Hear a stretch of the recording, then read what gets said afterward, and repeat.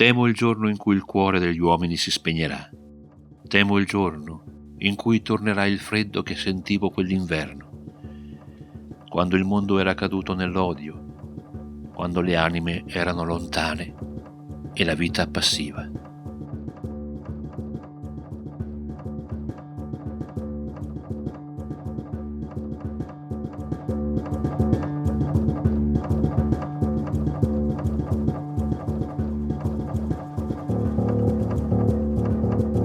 Ero giovane, molto giovane. Mio padre non c'era.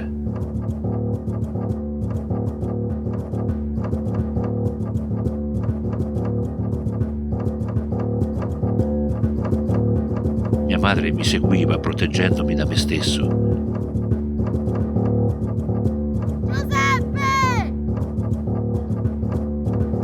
Posso solo immaginare i pensieri della povera donna mentre camminavo nel bosco, incurante di come avrei potuto farmi veramente male.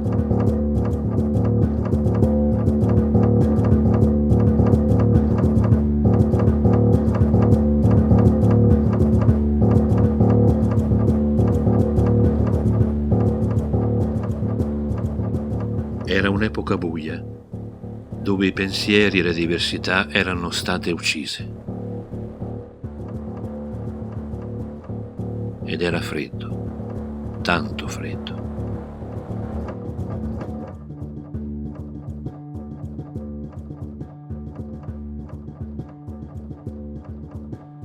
Mia madre era una donna come poche. Sapeva come rendermi felice, specialmente a Natale. Quel santo giorno era l'unica occasione in cui dimenticavo quello che succedeva. Ma quello che accadde quel giorno non lo dimenticherò mai.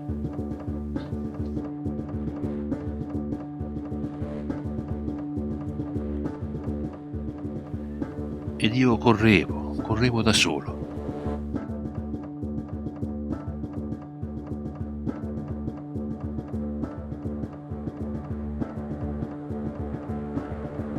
La mamma era spaventata. Cosa fa qui? Sta da casa.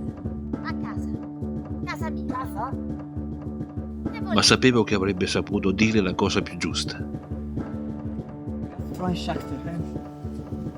Ospitalità. Ospitalità.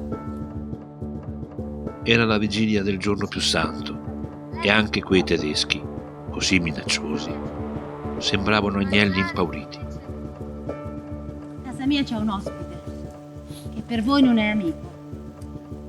Partisan? Americana?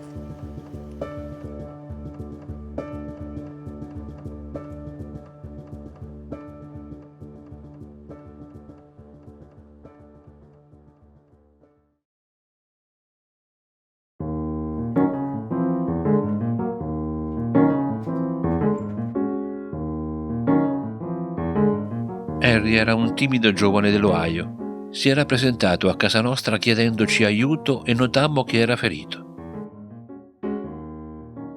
Quando i tedeschi lo videro si spaventò. Penso temesse di essere stato venduto. Mia madre disse ai tedeschi di lasciarlo stare, ordinando loro di proseguire. Uno di loro, quello più grosso, si fermò a guardarlo.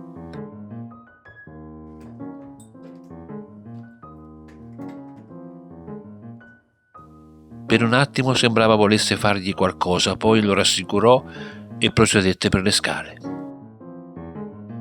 La mamma disse la preghiera.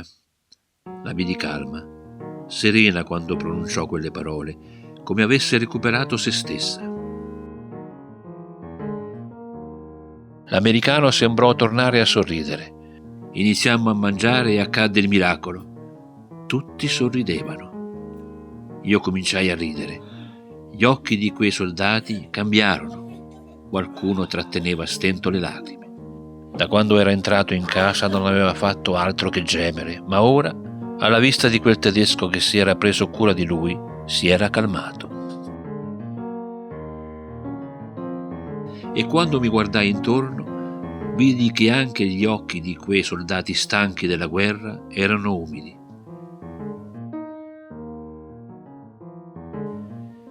Erano tornati bambini, dei bambini lontani da casa.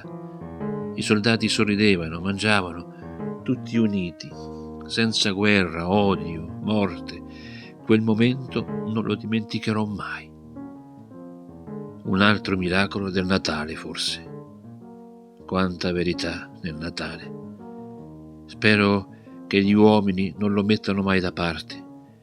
Quella notte di Natale del 44 imparai come anche nei momenti più difficili della vita non dobbiamo mai perdere la speranza e che anche alla fine di tutto l'amore torna ed aggiusta ogni cosa.